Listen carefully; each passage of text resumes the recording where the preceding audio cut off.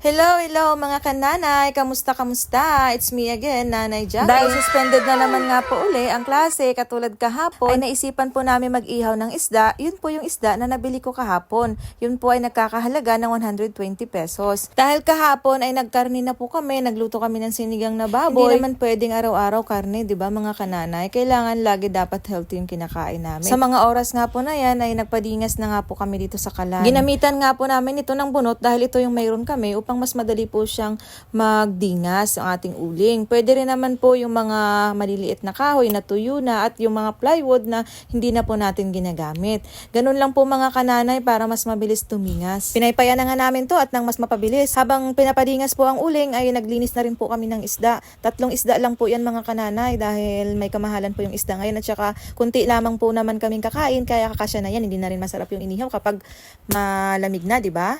Ayan po pala ay buraw. Tama po ba ang pagkakabanggit ko? Buraw po kasi yung pagkakaalam ko dyan. Tapos nga po itong linisin ay nilagyan po ng asin upang mas maging malasa po ang ating inihaw na isda.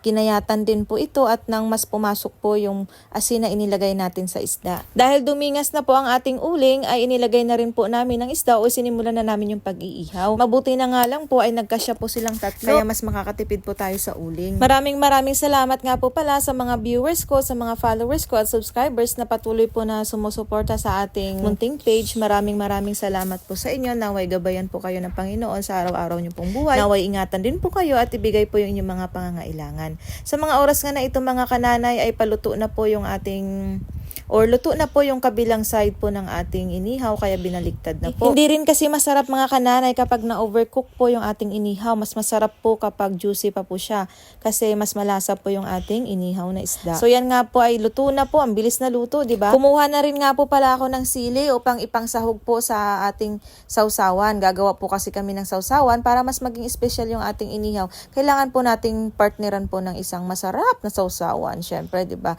Kumuha po ako ng 6 para mas may sipa. Sumunod po ay kumuha din po kami ng kalamansi. Kumuha lang po kami ng 4 na piraso para hindi po masyadong maasim.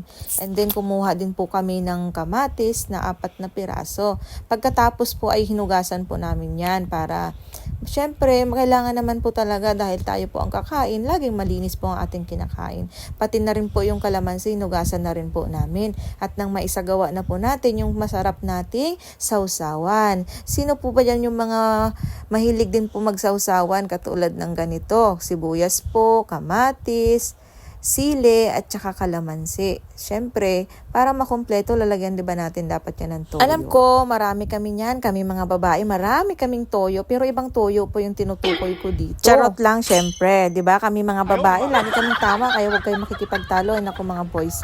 Huwag nyo nang umpisahan dahil hindi kayo mananalo sa aming mga babae. Diba? Tama naman ako mga kananay. Kung nasaan man po pala kayo ngayon, naway mag-ingat po kayo dahil masama po talaga yung panahon ngayon. Ganon din po dito sa amin sa Palawan. Kaya nga po, nasuspended yung pasok namin. Pangalawang araw na nga po. Kagaya ng nabanggit ko kanina sa simula ng vlog na ito.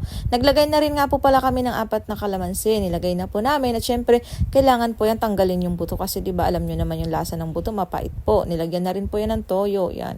Toyo namin mga babae, churro. At syempre, bago pa makalimutan, isasahog na natin yung siling kinuha natin kanina sa front yard garden natin dito sa bahay para mas may sipa yung ating sausawan dahil kumpleto na. Kumuha na din nga agad kami ng kanin. Ayan, 3 sandok nga lang po ang kinuha namin. Mahirap nang mapadami ng kain, diba? Agad na nga namin itong inilagay sa mesa at nang masimulan na yung masarap na kainan. Kumuha na po si Lola Flor ng kunting isda at nilagyan niya po ito ng sausawan. Instead na isawsaw, kumuha po siya.